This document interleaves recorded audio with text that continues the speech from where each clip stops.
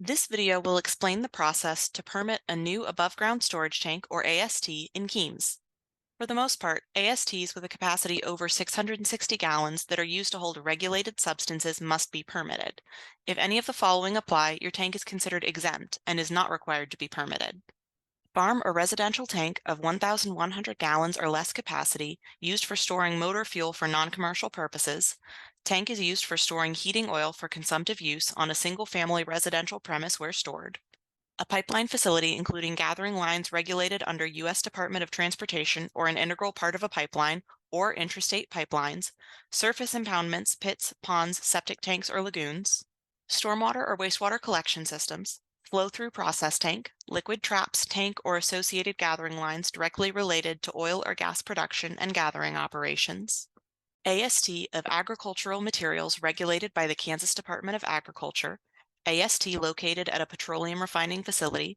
Pipeline terminals. AST of less than 660 gallons capacity, tank associated with oil and natural gas production.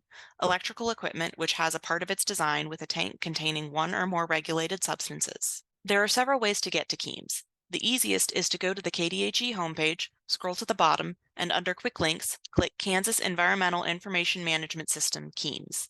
This will take you to the KEIMS page. From here, you can either create a KEIMS account or sign in with an existing account. Once you've logged into KEIMS, go to Start a New Form and select I want to start a new application. You can use the filter bar in the top right to find the form BER, Tanks, AST, Above Ground Storage Tank Permit, New. I recommend just typing AST rather than trying to type all of that. Here it will prompt you to either select a site or create a new one. If your facility is already in KEIMS and linked to your account, select it from the drop-down. If your site is not yet in KEIMS, type the name of the site into the space under New Name. Before you get into the form, it will tell you that, for flammable products, you will need to get approval from the Kansas Fire Marshal Office before you can submit your permit application.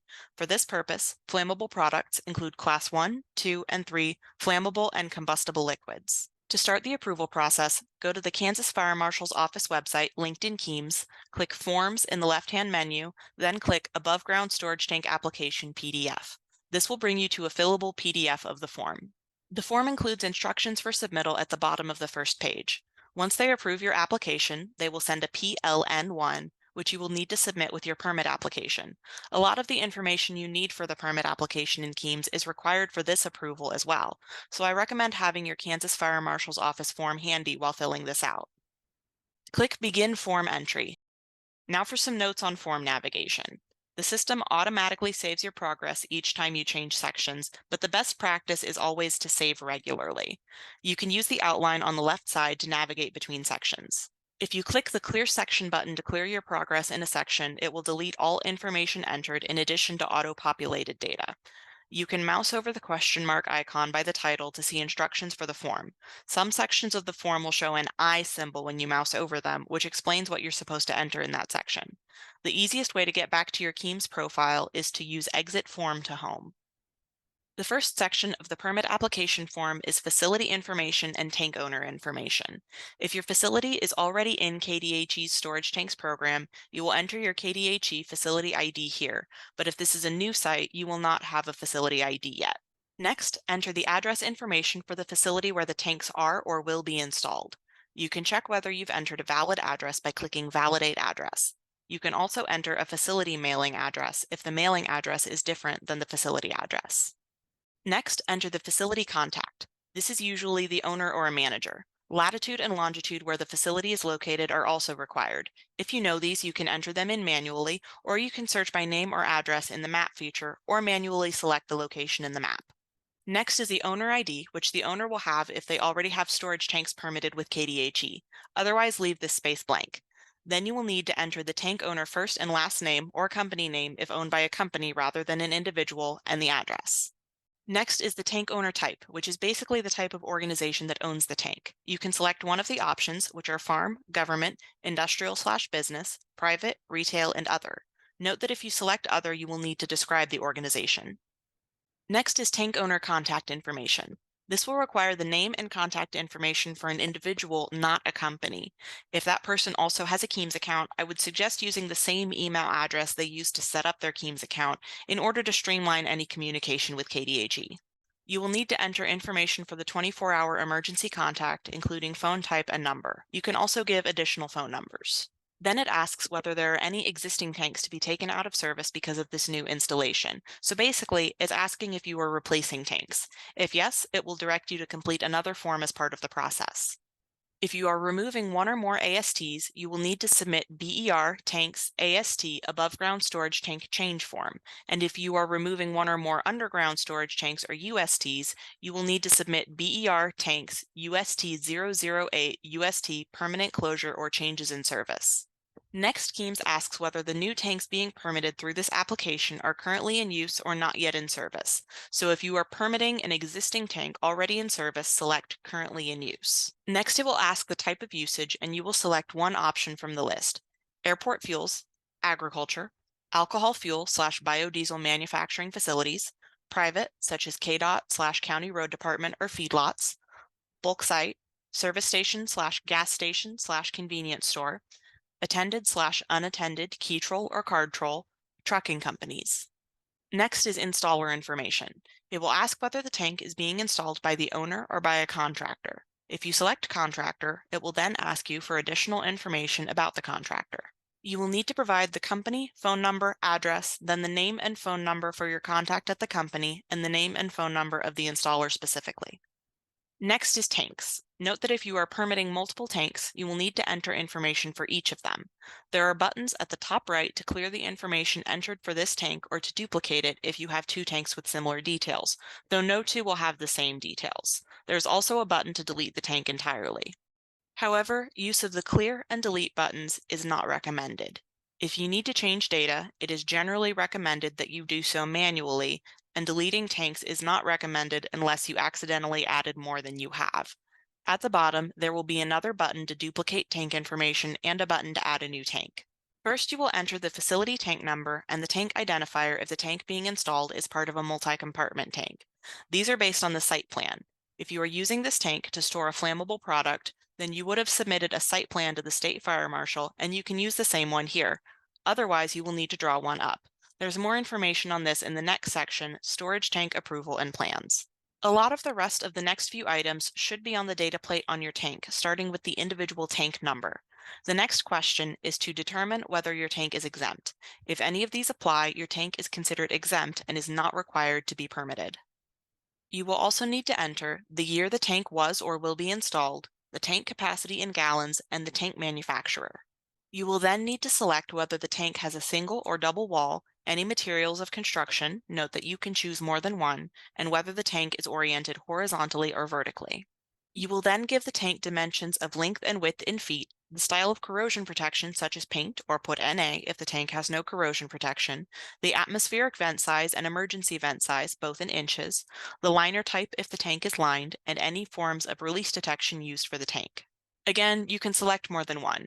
If you have an existing tank and you're not sure it has release detection, your best bet is to select not applicable, because even if you have release detection in place, if you don't know about it, it probably isn't doing you much good. Next, you will need to give some information on the product stored in the tank, including the name and chemical abstract service or CAS number, and whether the product is regulated. Note that it gives some information on how to tell if the product is regulated. Regulated product would include OSHA, Kansas Department of Transportation or KDOT, and/or SARA Title III substances. You can verify if a product is regulated by viewing sections 8, 14, and 15 in the safety data sheet. And you will need to upload a safety data sheet or SDS. This will be the same SDS you provided to the fire marshal. Now, it gives you the option to mark this as confidential. Normally, permit applications become part of the public record, but you can mark certain information confidential so that it doesn't become public. This shows up automatically in parts of the form where it asks you to upload a document. I wouldn't bother marking an SDS as confidential. It will then ask you whether it is a petroleum product. If you have an approval from the fire marshal, this is where you will submit it. If you select yes, there will be a space to upload the approval. The fire marshal's office can help you determine if you have a petroleum product, but basically, if you have an approval from the fire marshal, you need to click yes in order to submit it. And if you didn't have to go through the fire marshal's office, then you definitely don't have a petroleum product. You will then need to select the base type used for the tank. Again, you can select more than one. It will then ask whether the lines, valves, and fittings are made of materials that are compatible with the products being stored. Then it asks if your lines, valves, and fittings comply with NFPA 30. If this applies to you, then it should have been determined as part of your approval from the Kansas Fire Marshal. And if you didn't need to get that approval, then this doesn't apply to you. You will also need to designate your line construction, so what your lines are made of, what kind of corrosion protection they have, if any, and whether they are above or below ground. If you do not have lines, for instance, if you dispense directly from the tank using a spigot, you will mark not applicable for these last three items. Finally, it shows that the fee amount is $10 per tank. Next is storage tank approval and plans. There are several spaces for approvals: API approval number, ASME tank LP gas if applicable, national standard, underwriters labs, and other. You will get these from tank manufacturer specifications, and if you went through the approval process with the fire marshal, you will have them as part of that documentation. Finally, you will submit plans. If you went through the approval process with the fire marshal, you can submit the plans you used for that, and if you did not need fire marshal approval, you will need something that meets the requirements listed here. Plans should document the location of the tanks, lines, monitoring equipment, nearby structures, and property boundaries. Provide a separate detailed drawing of tank, piping, valves, and dispenser locations. Next is fees, which will show your total fees for the permit application. The permitting fee is $10 per non-exempt tank. Next is certify and submit. You will certify that the information provided is true and correct to the best of your knowledge by submitting your permit application. If you are missing anything that is marked as required, it will display a message in red text stating that the form is incomplete and you will not be allowed to submit. Note that it will not catch errors, so be sure to review before submitting. You can also save and exit from here and come back to the form later. Once you click Submit, the system will prompt you to pay the fee for your permit.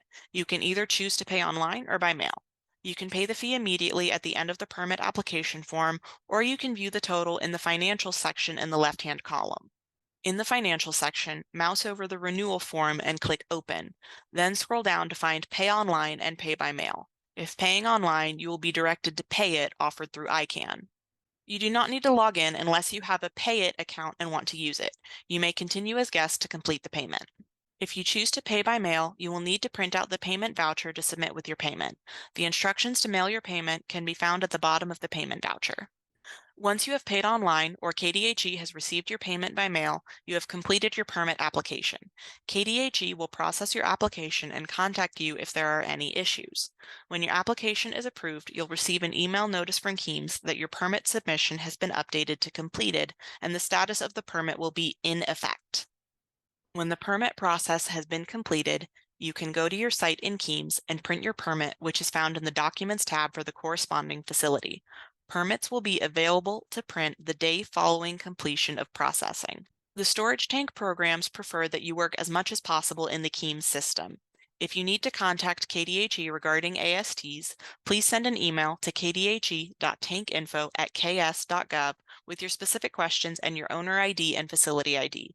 If you do not yet have your owner ID and facility ID, include the submission number.